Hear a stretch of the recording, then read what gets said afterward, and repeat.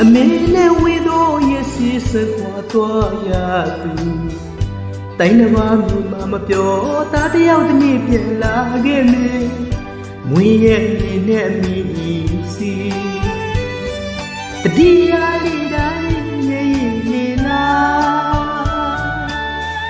တာမျိုးလေးနာတွေဖြစ်တဲ့တနေ့ပြီးလာမေမေ